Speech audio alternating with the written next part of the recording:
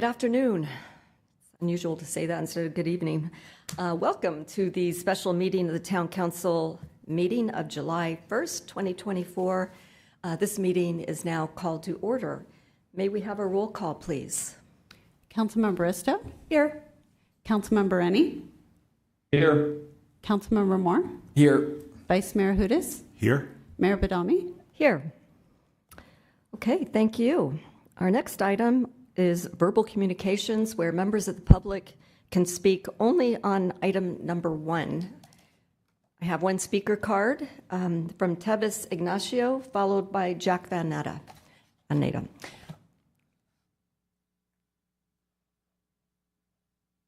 Item number 1 is the tax. That's the only one, yes. You can only talk on the tax. That's what I want to make sure. Okay, I believe this needs to be put on the record. I was present on the June 18th council meeting, and that moved this from last to first. It was number 23, and the mayor, you got out of place, and because it was important because there was a legal counsel out on standby, which I understand and agree with.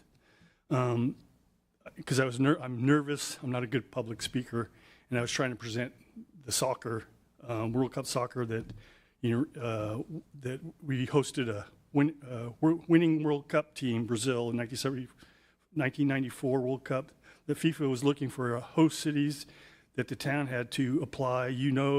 This kind of thing, and I believe the community would appreciate this back.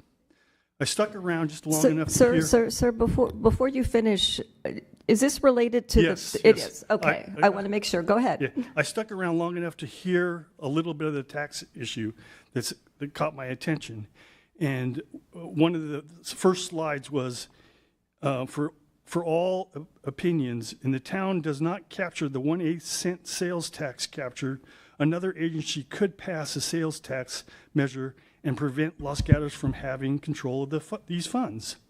That was my biggest red flag there. I was wondering, and I went and I told my brother that he bought a house and lives in Los Gatos, and he texted me a couple days later on Tuesday the thing about this meeting.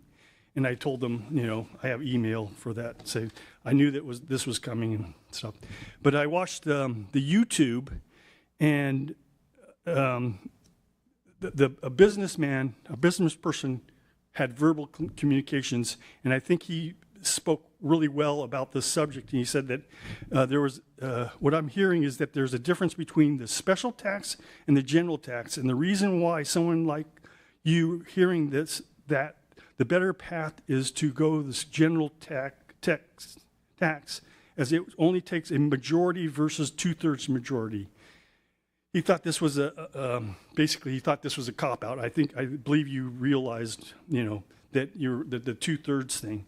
And then when I did some research, on the slides that were on May 21st, 2024, on the charts, the public thing was high cost of living, traffic congestion, and need for more affordable housing were the 60%, 45%, and 42%. Oops. Wrap it up real quick. Okay. And I was just saying that a bunch of you have $100,000 surplus. I don't believe the taxes are going to pass. I'll be opposed to such things, and I'll have to view my opinions online. Okay, do we have any questions for the speaker? I just have a comment. Your public speaking is just fine. And I always had nervous. Thank you. Okay. Jack, please come forward.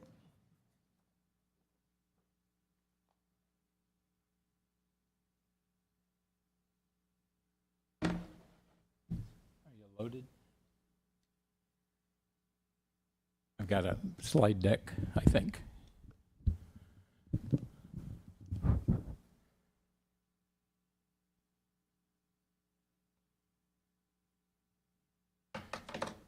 Can't wear both glasses here.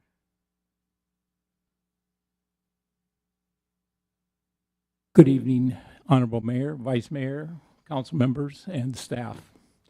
The grand jury asked, are we being duped? If you would now go to slide 3. This is a slide of the actual revenues and expenses for the past 10 years. I got them out of the ACFR online for 2023. The orange line represents, revenues. The green line represents expenses. As you can see, with the exception of 20 and 21, where the expenses exceed revenues, we far exceed expenses. We don't have a problem. We have an average surplus of $3 million every year for the past 10 years. I don't see this sense of urgency to get a tax, and if we do have a tax, I advocate only a special, a specific tax, not a general tax. What does the town want? The town seeks to maintain and improve public emergency and safety services. They got that with Measure G, and it increases every year that the sales tax goes up. If they do want taxes like that, put them under a specific tax. Don't put them under a general tax. The town's proposal is that it is a general tax. It's an advisory tax, which means it's meaningless. It even says that it's non-binding. What more evidence do you need to know that you're being duped? The Finance Commission made up the council's own hand-picked advisors, all with excellent financial knowledge, and they recommended the tax to be a specific tax. It was a unanimous vote by the Finance Commission. Council did not take their advice and decided they knew better than financial specialists. What makes us think this time is going to be any different than it was with Measure G? What's the problem with this tax request? It is a general tax and can be spent any way this council wants. Expenses have not exceeded revenues. We average 3 million surpluses per year. You've been duped. Measure G was to be audited and an annual report published for the public. Raise your hand if you've ever seen an annual report on Measure G from the Citizens Committee. We were duped. Raise your hand if you can show me where that information can be found easily on the town's website.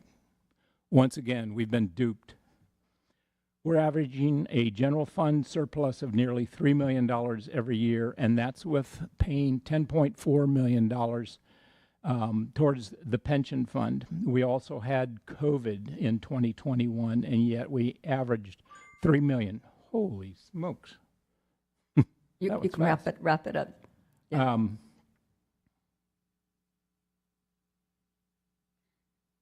I think, okay, my last sentence, make no mistake, we are being duped exactly like the grand jury said. Thank you. Thank you. Any questions? Seeing none. All right, do we have any hands on Zoom? There are no hands raised on Zoom. Would anyone else like to come forward and speak to us on this item? Seeing no one come forward, I'm going to close public comment.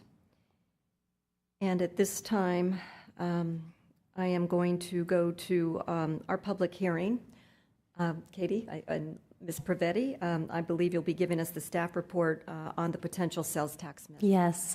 Good afternoon, Honorable Mayor and council members. Katie Nomura, Assistant Town Manager. I'll keep it brief as we did have a discussion on this at the last meeting. So at the last meeting on June 18th, council voted not to consider a special sales tax for the 2024 ballot and requested a special meeting in July to discuss the potential of a general sales tax with a companion advisory measure. This approach has been used in other jurisdictions, such as in which a general tax is placed on the ballot with the companion advisory measure to indicate how those funds should be used. So a general tax, just as a quick review, requires a simple majority to pass by the voters. An advisory measure is not legally binding, but it does give a good indication of how the community, how the voters would like those funds to be spent, and provides compelling guidance to elected officials of what that will of the voters is. Right now, the specific uses that we have or the categories we have outlined are police, emergency preparedness, including wildfire prevention and vegetation management, and traffic relief or congestion relief. And this, in order to be placed on the ballot, to propose this measure to allow voters to decide whether or not they would like a tax, it would require a supermajority vote of this council. And so I will pass it to our town attorney, who has some other information to provide. Thank you. Good evening, Council. So I wanted to provide more information regarding the statement that if the town doesn't enact the general tax, another agency would be able to use up that tax amount. So Revenue and Taxation Code, there's a Revenue and Taxation Code section that sets a 2% cap on local tax use and transaction taxes. And so that provides that that's all the local agencies can get. However, in October of last year, the governor signed legislation that took effect January 1st of this year, and that gave the county of Santa Clara specifically authorization to impose an additional 0.625% use and transaction tax. And the legislation provides that 0.625% does not eat into the 2% cap. And so that legislation took effect January 1st of this year, and it expires in 2028. And the impact of that is that any county imposed tax would not eat into that 2% cap. That does leave the possibility of a JPA or another special district enacting its own local tax that would be counted against that 2% cap.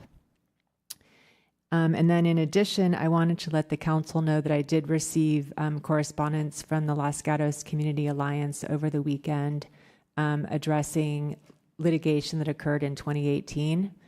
And I'm still researching what occurred in 2018.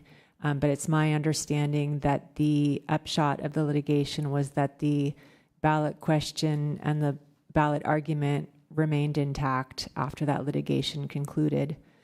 Another element that was raised in the communication from Los Gatos Community Alliance is that the town has not demonstrated that its expenses are outpacing revenue. And so I wanted to let you know that Gita Ungvari, the town's finance director, is available on Zoom if the council has questions on that topic. And then finally, I wanted to reintroduce you to Ben Fay, special counsel, who's been assisting the town with this effort as he's a specialist in municipal tax law. And so Ben is available for questions. And I'm going to turn it back to the assistant town manager. And we also have Rochelle Lewis from NBS on Zoom as well to answer any questions. And that concludes our presentation.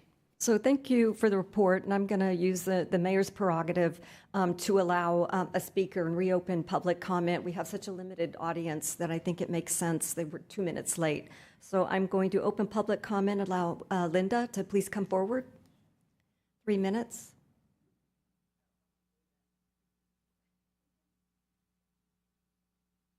Hi, Linda Swenberg, a resident. I've lived in Los Gatos for about 29 years now. We were calculating on our way over. It took us a little longer than expected. I'm sorry, we got held up by the traffic from the road diet. I'm here to speak to you, to urge you to delay any sales tax increase. The new information that you've gotten reveals that the urgency is no longer there, and previous discussions were based on flawed assumptions. It's okay to admit a mistake was made and take no action tonight. The ballot items you are considering honestly seem misleading, the way that it's being done. And voters may feel deceived when they understand the reasoning behind what you are doing and why you are doing it this way. I know I feel that way. The comments submitted by the chair of the Finance Commission before tonight's meeting also highlight the flaws with the ballot measure. and the Chamber of Commerce no longer supports a general tax right now at this time, given the new information that you have received. But for me personally, inflation is affecting every area of our lives. We have younger generation living with us, older generation, and we're all affected right now. You can help out and support our community at this time by not adding to the burden. Please take no action tonight. Thank you. Thank you. Any questions? See none? Thank you. No questions. All right, I'm going to close public comment. Thank you for coming forward. And back to the presentation that we just had, I'm going to look to my council members and see if they have any comments, questions. I see no Vice Mayor. Yeah, thank you. You know, at the last meeting and at the Finance Commission meeting, I stated that I thought probably the most persuasive reason for looking at enacting a sales tax increase was because essentially another agency could make that increase, and then those funds would not be available for local use.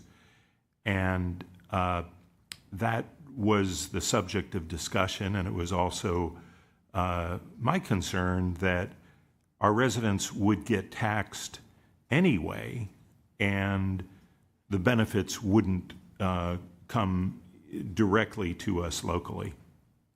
And so this issue was raised a number of times going back to last year, and then at several meetings this year. And I certainly appreciate staff coming forward now and saying that there was, upon further research, the statute was updated and no longer creates that situation. My question is, how is it that this got past our attorneys, our consultants, and we've spent so many meetings where that discussion, where that point was put forward in staff report and in other things? I'm just really interested in how it is that that information didn't come forward at an earlier time. What I can say is it's an extremely dynamic area of the law. There are amendments to the Revenue and Taxation Code pretty much on an annual basis. And I was not aware of this change to the Revenue and Taxation Code. But when I did become aware of it, I brought it to the council's attention. Thank you for that, but I would also like to get an opinion from the consultant as to why they weren't aware of that when that seems to be your field of specialty. Good evening, council members. Can you hear me? Yes. Okay, thank you. So we were aware of, there were actually two pieces of legislation to our understanding. The first was in 2018 that allowed the county additional capacity to increase the sales tax. What we regretfully were not aware of was the new legislation that was chaptered in January of this year that added to that an exemption for impacting the town's capacity. And we regret that we did not pull in legal counsel right from the beginning of the discussion. And so we apologize for that. Okay, thank you for the apology. Any further comments? Councilmember Ristow. I do have some thoughts about this, but I do have a question since Director Ungvari is available. I was wondering, because I would like to see more information in general, if she can address the change in revenue versus change in expenses, just to set that before I talk about some other things. Thank you for the question. Gitta Ungvari, Finance Director. Can you hear me? Yes, we can. Okay, thank you. So I would like just to refer to the schedule that was provided as a public comment by the Finance Commission Chair, and also similar data was addressed one of the public speaker, that the changes of the net position, the table was used for the town most recent ACFR and some historical information. And according to that chart, or net position was increasing, varying for $4.3 million, as much as $24 million or $15 million. But if you look at that chart that was provided, you can see that we have different categories of revenues, and we have one-time revenues and unique revenues. And fiscal year 2021-22 included $28 million in operating capital grants and contribution, and fiscal year 2022-23 included $11 million from the very same category, operating grants and capital grants and contributions. And some in 2021-22, it was the donation of the theater, which was $12 million. And also a pass-through grant of $6.9 million. For the pass-through grant, you can see also in the expenditures that it's went up the very same way, because we can see a bigger jump between those fiscal years. But analyzing the data and just analyzing the net position, it's really a little bit more complicated, just the revenue that's available for the town operation. It also includes all the changes, what happens with the pension and OPEB calculation. Those numbers also varies based on the difference between the projected and assumed investment return, both on the pension and the actual investment report for both pension and OPEB.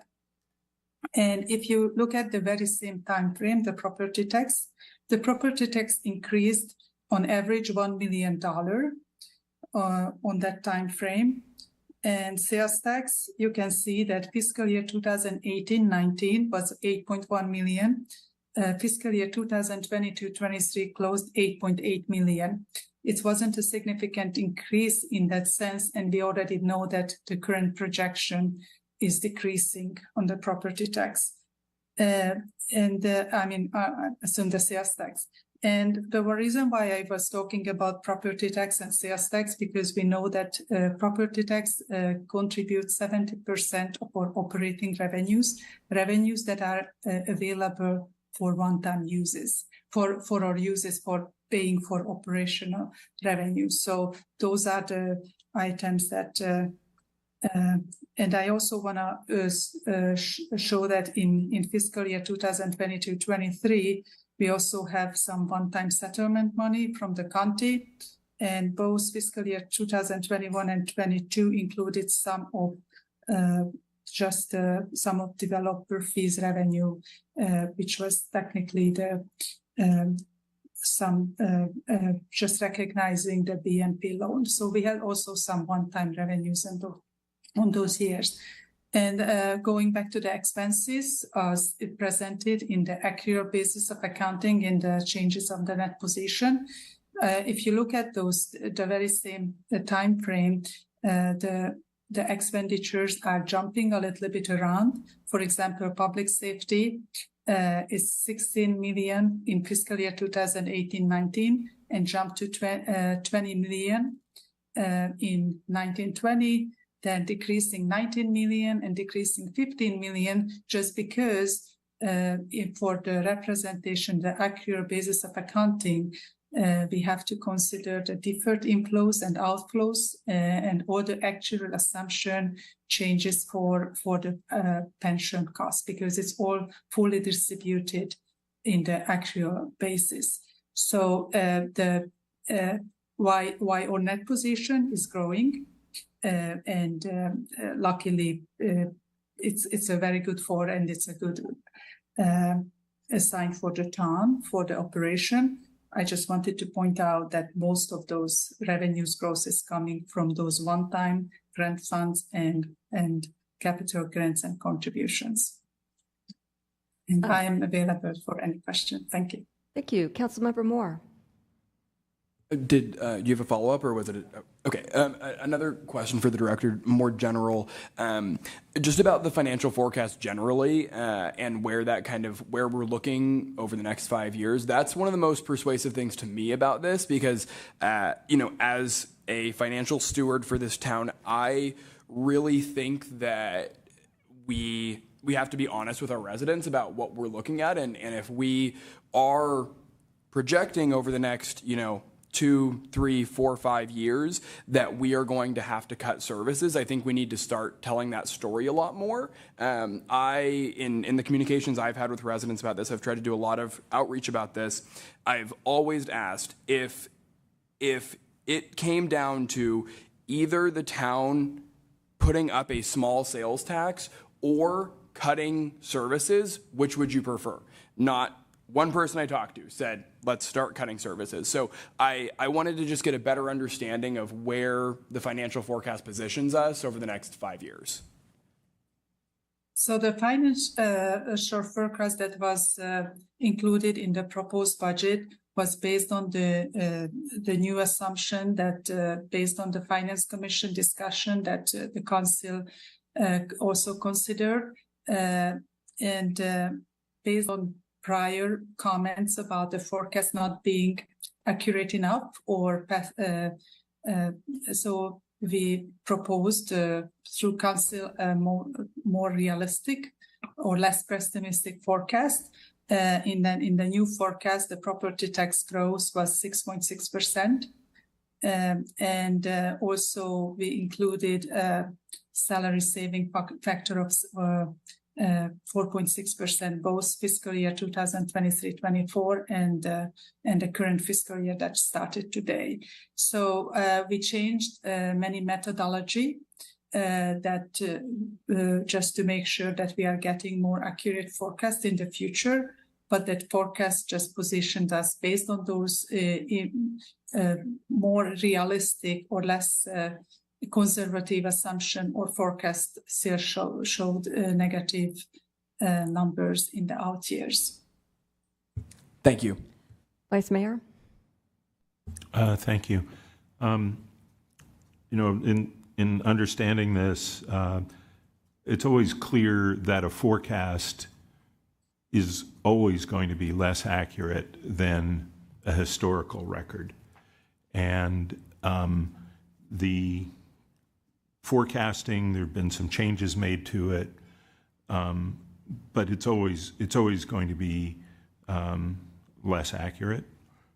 My question is, on our historical record, which is the 10-year, is there a schedule, or can we prepare a schedule that removes one-time costs and capital grants and contributions for the purpose of evaluating from a historical perspective whether we've had a deficit or not?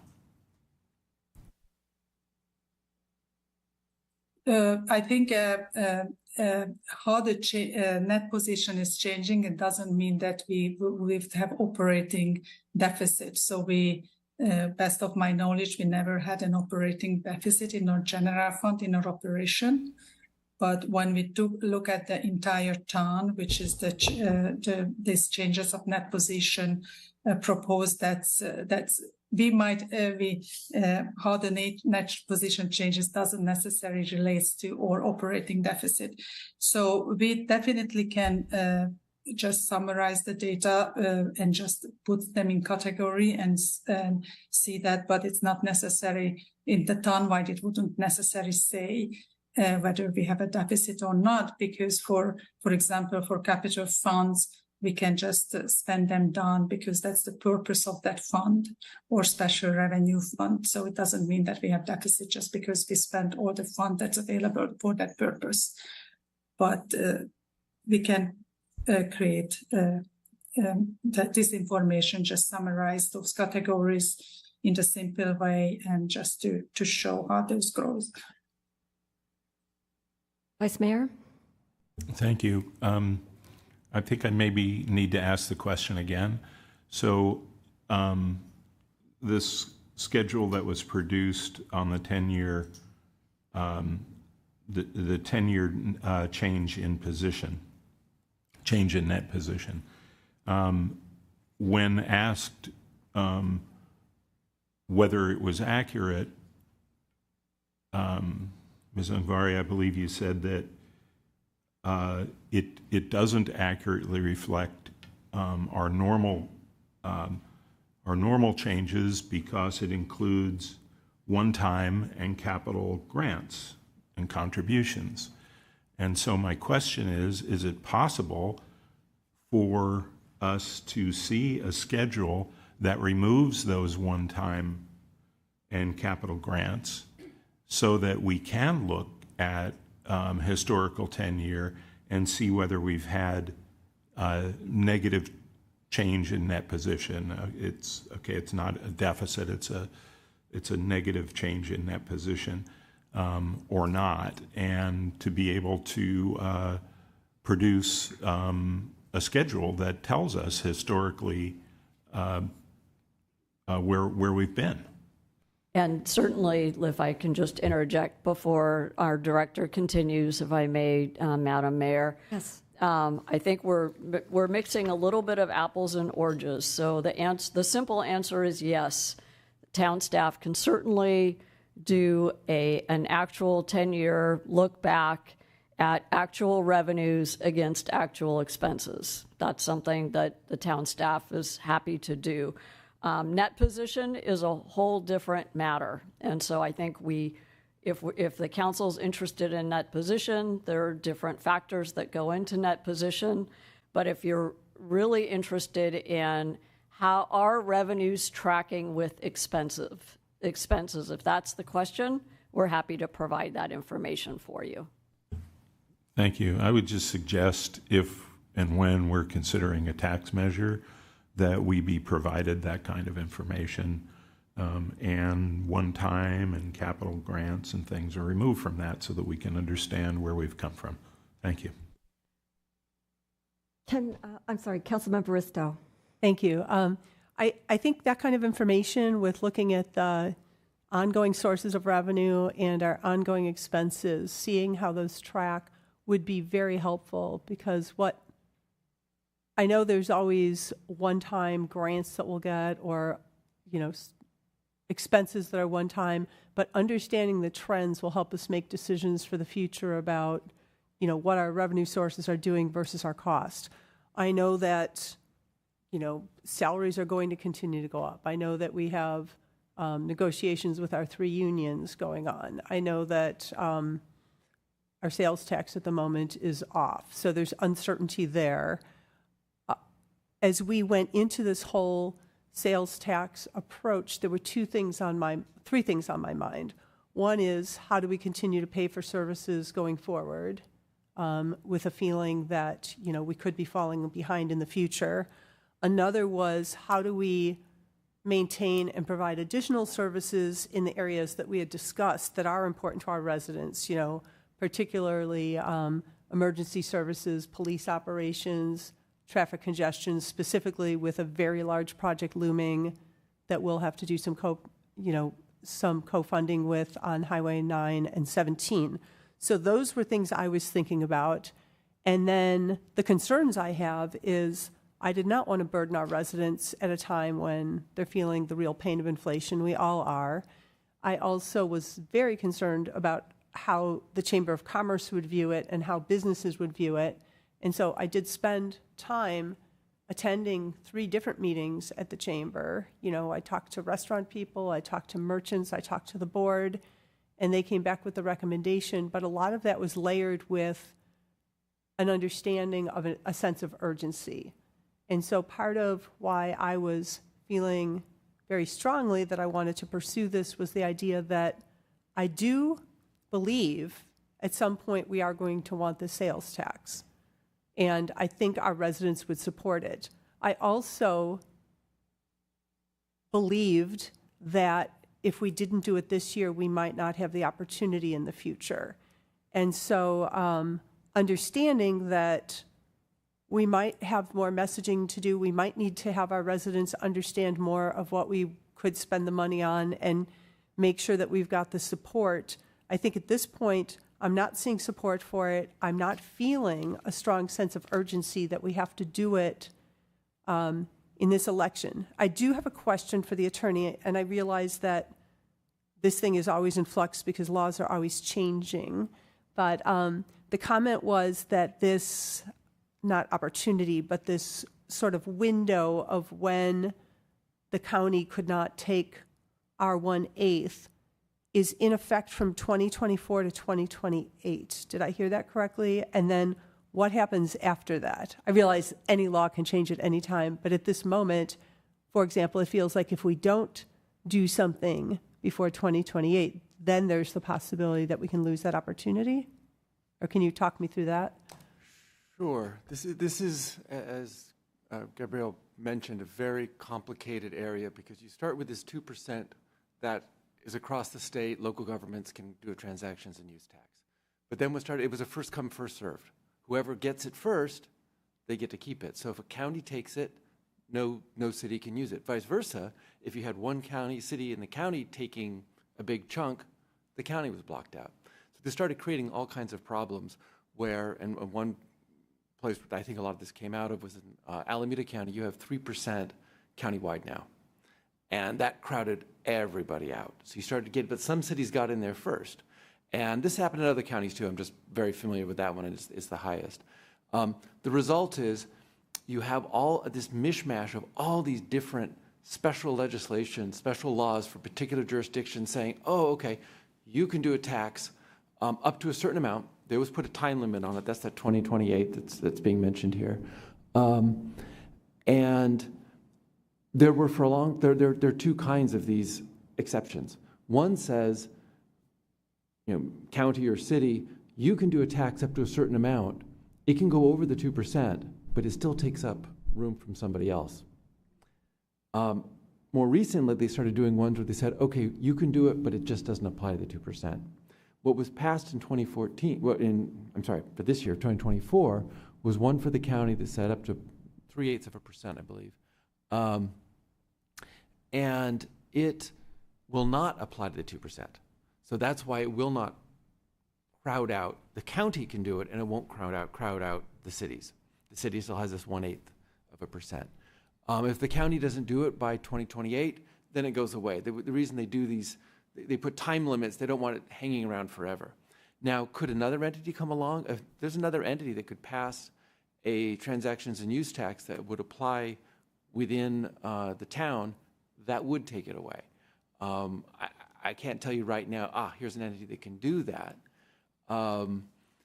What happens if the county doesn't act by 2028? They might go back and ask again and get it extended. They may not. It's really hard to tell. And there is some fatigue of the legislature of constantly being asked for these special exceptions. And so at some point, will they just say no more? It's very hard to tell.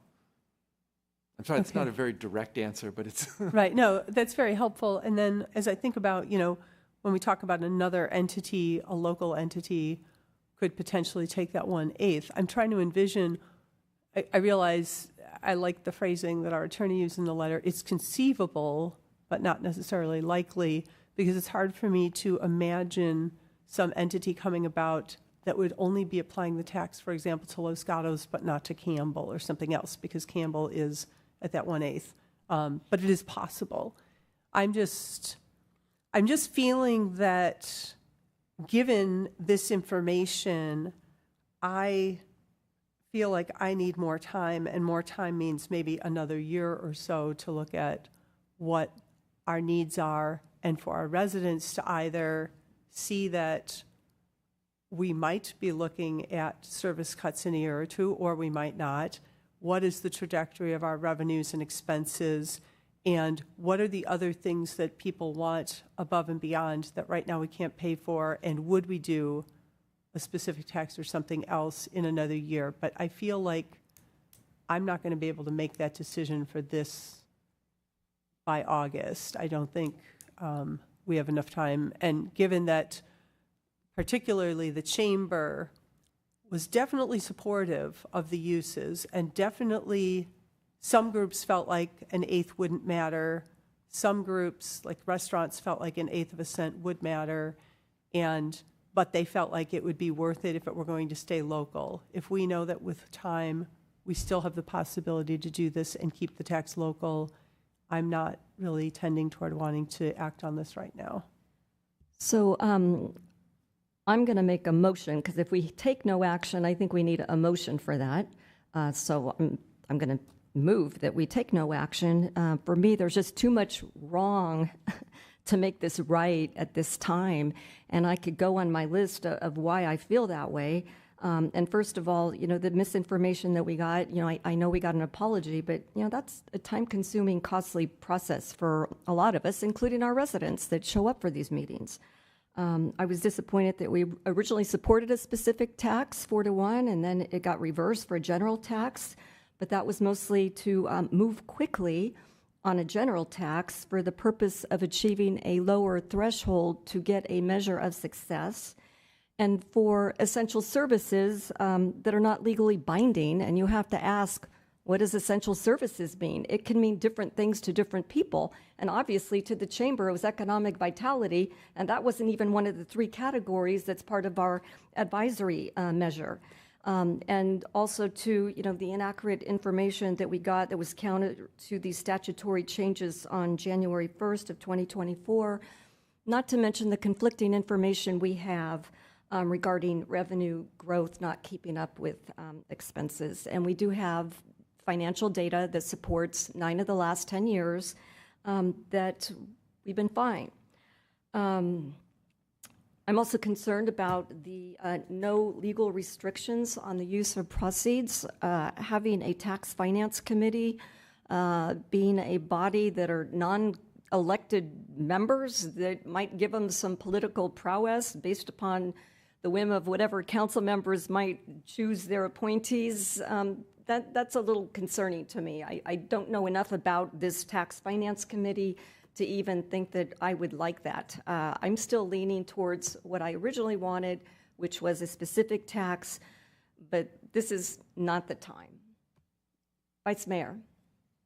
I'll second the motion and make an additional comment that if we are to proceed with something like this in the future, a general tax, I still have a number of remaining questions about the advisory committee and why that couldn't be the Finance Commission, since we did fold the 2018 into that, and a need for that to be looked at on a yearly basis so that we were able to report how much is going to the Highway 917 interchange, how much is going to additional police personnel, how much is going to wildfire, and how much is going to other,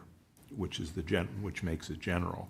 And I think having that kind of reporting would be much more in line with, I think, what our residents would like to see in any kind of a tax is some transparency on how it's being used.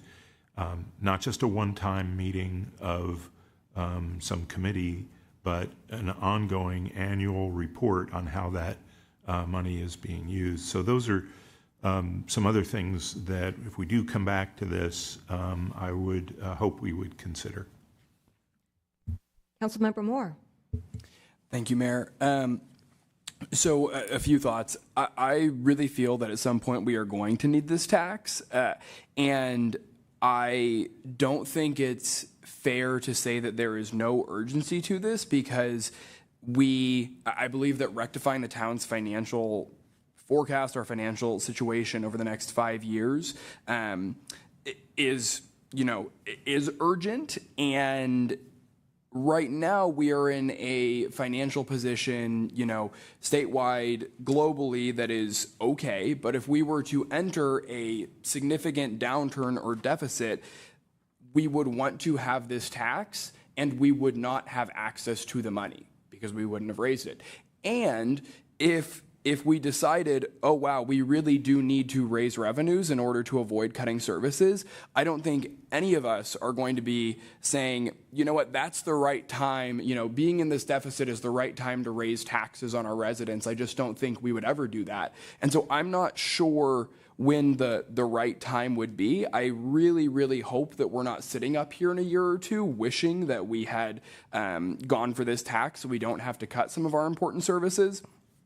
I've had conversations with residents at the farmers market over email and in person about this specific topic. Over the last month, I've been talking to a lot of folks about this specifically. And when I shared with them that this tax would be 12.5 cents on a $100 purchase, not one person said that they thought that would change their shopping habits or that would particularly impact them. And as someone that is, a renter and doesn't make a whole lot of money, I see 12.5 cents and look at the benefits that 12.5 cents on that purchase would create and see that as far outweighing the cost. I think, the folks that I've talked with, they want traffic congestion improvements. They want to invest in our police department. They want to invest in wildfire protection. It's important, too, that this is, coming on the back of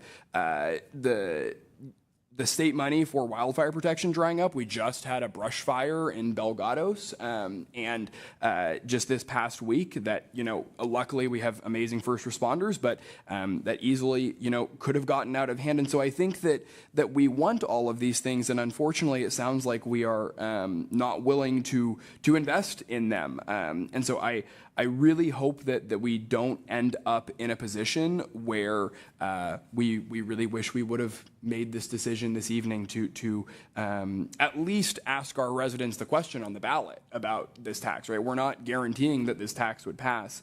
Those are my thoughts there. I do, not hearing a supermajority of this council and also hearing feedback from our business community and the chamber, it sounds like tonight is not going to be the night to go for this tax, but I think that we really need to be thoughtful about this and think about what services we might need to cut in the next 2 years if we do experience a financial downturn.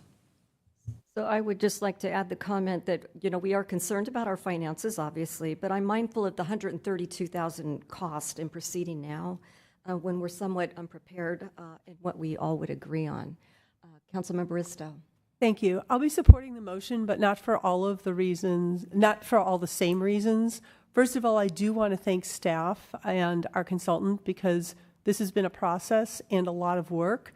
I would also say that probably for all the right reasons, the council has been asking different questions and we've kind of pushed the consultants to get different information at different times or our staff. And I think the Finance Commission recommending a specific tax versus general, I appreciate, to me, the Finance Commission's job is to tell us whether this revenue is needed or not. It's our job from a policy perspective to decide how to go about it. And the problem with a specific tax is a minority can stop it. So the majority doesn't get to speak, a minority can stop it. And we know how difficult that is. I have a lot of faith in an advisory committee in that it may not be legally binding, but I think it's politically binding. And advisory committees typically would meet at least once a year and talk about where the money is going and give that feedback to the community.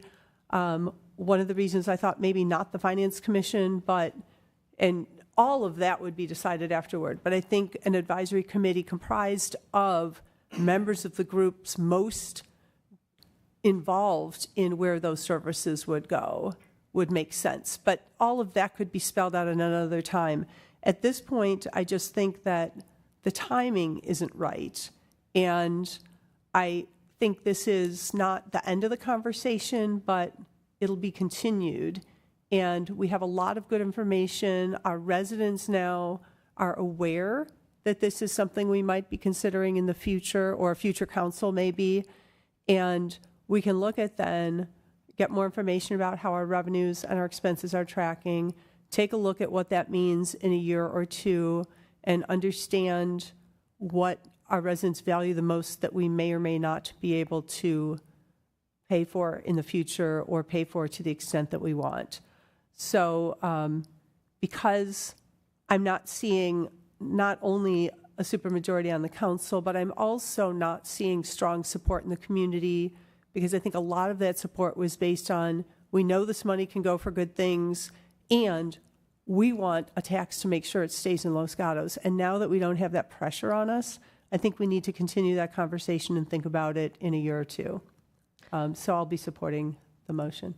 Okay, so we have a motion and a second. I am almost ready to call the question. Councilmember Moore? Can I just clarify what the motion is? Is it take no action? Correct, it's take no action. Okay, I'm going to, Vice Mayor. I just wanted to add one comment about the process, and I definitely appreciate the work that's gone into this over time, but I also think that it's a little bit of a lesson that we need to think about not doing ready, fire, aim. And, you know, the information that came about because we're having a public hearing tonight is very important and very valuable, and I think weighs into the consideration. So I would again encourage fellow council members and staff to take things in a logical way and in a way that considers all of the information before we're taking votes on things. Okay. I can't tell. Does Councilmember Rennie have comments? I didn't see it. Yeah. Okay. All right. So back to calling the question. I do want to thank staff and the consultant and all the time that went into this and answering our questions. So it doesn't go unappreciated. I'm going to call the question. All in favor? Aye. I'm sorry? Needs to be a roll call vote. Okay. Thank you. Wendy? Councilmember Risto? Aye. Councilmember Rennie? Councilmember Yes. Rennie? Councilmember Moore? Aye. Vice Mayor Hudas? Aye. Mayor Padami? Aye. Passes unanimously, and this meeting is now adjourned.